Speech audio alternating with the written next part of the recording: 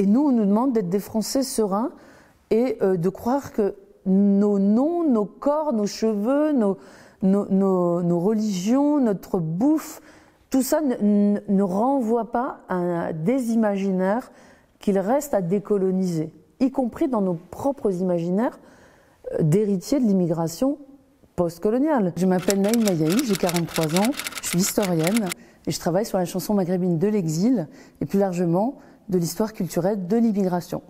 Alors l'histoire de mes parents, c'est celle de l'immigration algérienne et moi je suis d'une famille du nord de la France avec 6 enfants. Cette histoire-là, c'est mon histoire personnelle et j'avais besoin de réponses personnelles. Et à la fin des années 90, je n'avais pas de réponse à certaines de mes questions et je me suis dit tiens, je vais le faire moi-même. Je vais chercher certaines réponses sur ce que c'est que d'être français, mais issu de l'immigration maghrébine et particulièrement algérienne, cette immigration qui avait l'air d'être un peu plus complexe dans les questions d'identité en France. J'ai trouvé beaucoup de réticence de la part de l'académie et de l'université à traiter d'aspects qui étaient culturels.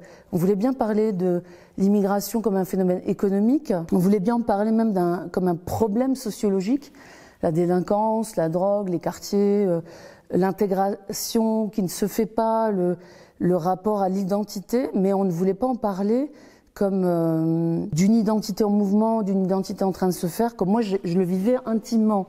Je voyais bien que je n'étais pas une Française comme les autres. Pour les plus jeunes d'entre vous, vous ne savez pas que dans les années 80, on nous donnait des cours d'arabe pour les Maghrébins, Marocains, Tunisiens et Algériens, et pour les Portugais ou d'autres origines très présentes en France comme les Turcs, on avait des cours de langue d'origine à l'école de la République.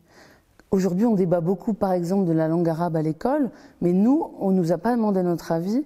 On a juste appelé les petits arabes de la classe. On était assez nombreux. On nous a dit « Veuillez nous suivre ». Et là, on s'est retrouvé devant un prof d'arabe qui nous a expliqué qu'en fait, on allait apprendre le vrai arabe, c'est-à-dire pas celui de nos parents, et qu'on allait rentrer en Algérie, au Maroc, en Tunisie ou autre. Et très petite, je comprends que je ne suis pas française, et voir que je ne suis pas vouée à rester dans ce pays. Mes parents, à l'école, on leur disait « Sale bougnou, rentrez dans votre pays », on les frappait, on nous jetait des pierres avec nos parents devant l'école, on nous disait « Rentrez chez vous ». Et moi, chez moi, c'était là. C'était dans cette ville de Tourcoing, dans le nord de la France, donc la petite fille que j'étais ne comprenait pas ni ce rejet, ni ces dispositifs de politique publique qui m'expliquaient, comme le raciste beauf du coin, que j'étais pas chez moi en fait.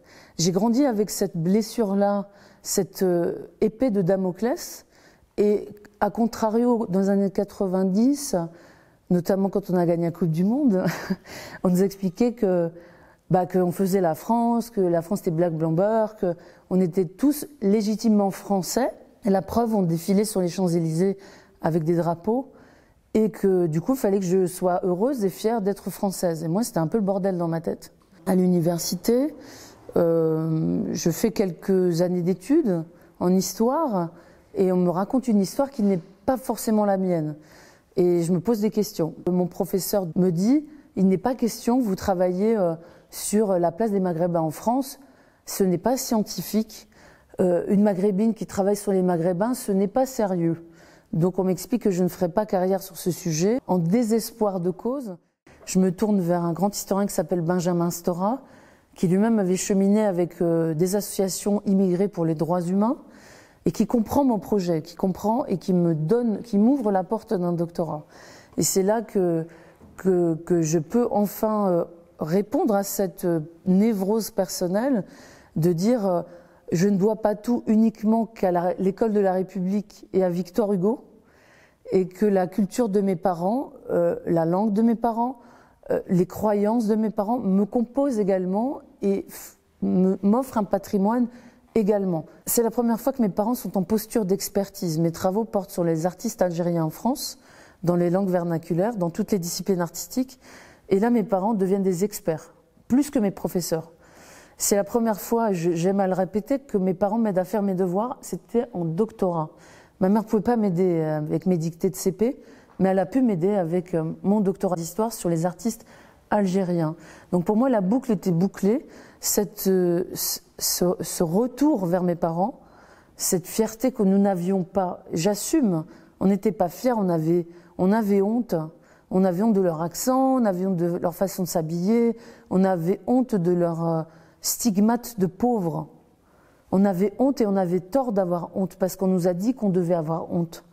Et je pense que cette réparation, parce qu'il s'agit d'une réparation symbolique, historique et patrimoniale, elle s'est jouée pendant mon doctorat. Et c'est à ma soutenance de doctorat que j'ai pu expliquer cet aspect-là des choses, ce regard qui va changer.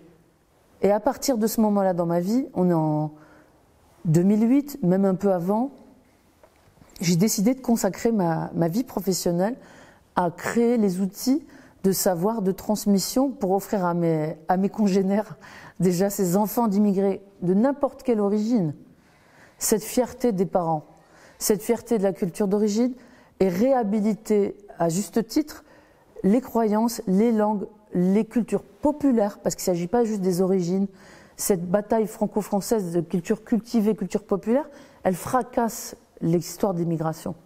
On demande à cette variété d'immigration, d'abord de voisinage avec ce carrefour européen qu'est la France, et ensuite les territoires anciennement dominés à l'époque coloniale, qui viennent nourrir ces flux migratoires, on leur demande de se dissoudre dans une espèce de modèle républicain qui serait figé et qui serait scandé par des mythologies nationales comme tous les États-nations du XIXe siècle.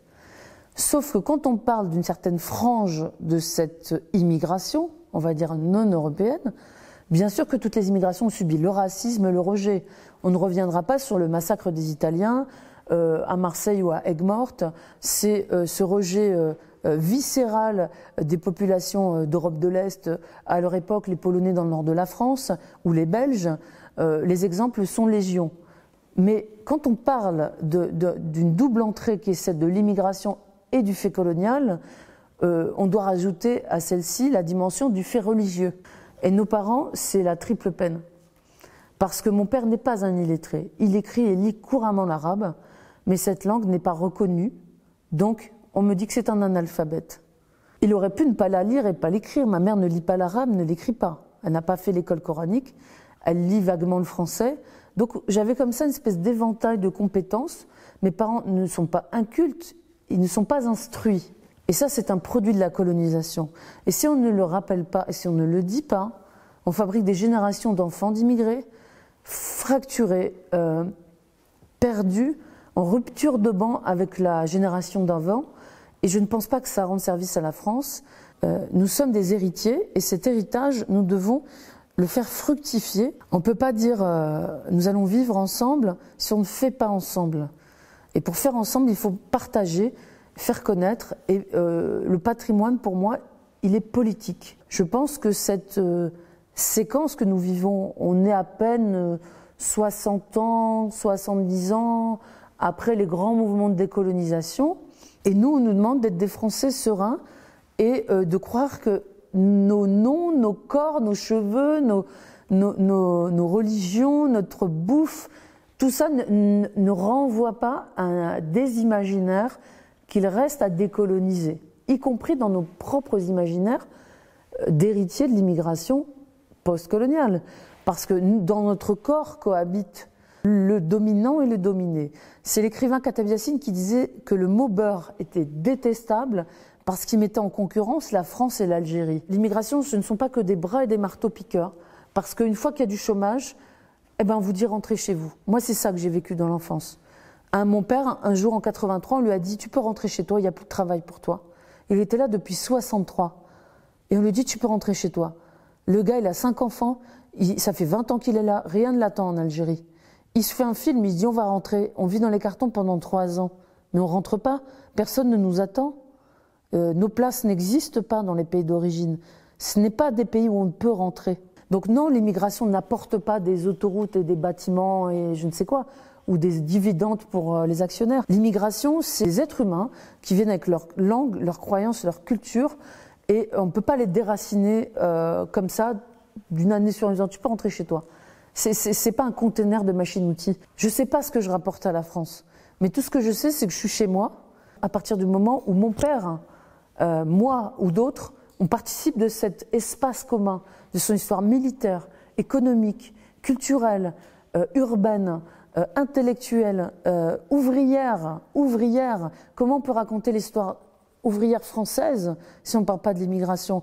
Donc à moins de gommer, à moins de faire du révisionnisme historique, nous sommes intriqués à l'histoire de France. C'est tout ce que j'ai à offrir à la France. C'est la réalité de nos héritages. C'est extrêmement important de raconter ces histoires, déjà pour construire nos identités. J'ai pas peur d'utiliser des grands mots comme la fierté. Il faut porter fièrement nos histoires singulières qui nourrissent dans un même lit une histoire collective. Nous sommes dans une posture d'identité narrative. On va se raconter ensemble. On va s'incruster de gré ou de force sur la photo de famille. Et si nos aïeux ne sont pas sur la photo, on ne va pas s'en sortir. Parce que dans le regard de l'autre, moi et mes enfants, mes petits-enfants seront toujours l'autre. Celui qui n'est pas légitime, celui qui ne fait pas partie de notre groupe. On doit prendre place à la table. Parce que sinon, on sera toujours à la cave. Ça, c'est un premier problème. Deuxièmement, il faut qu'on se construise en tant que citoyen. Et on ne peut pas se construire en amputant, littéralement, amputer une partie de nous, de nos langues, de nos patrimoines, et de nous couper des générations qui nous ont précédés. La question de la transmission, si on ne la défend pas, si on ne la permet pas, on fabrique des demi-citoyens. Votre génération devra assumer pleinement son identité française, parce que c'est son histoire, mais elle devra le faire fière de ses patrimoines vivants, qui vivent en vous, et elle devra imposer qu'effectivement, sur la photo de famille, ces silhouettes soient définitivement présentes pour définitivement faire de vous des Français. Vous avez fort à faire pour mener ce combat et, j'allais dire, entériner la victoire de cette reconnaissance et de cette prise en compte identitaire et patrimoniale. Voilà. Vaste programme.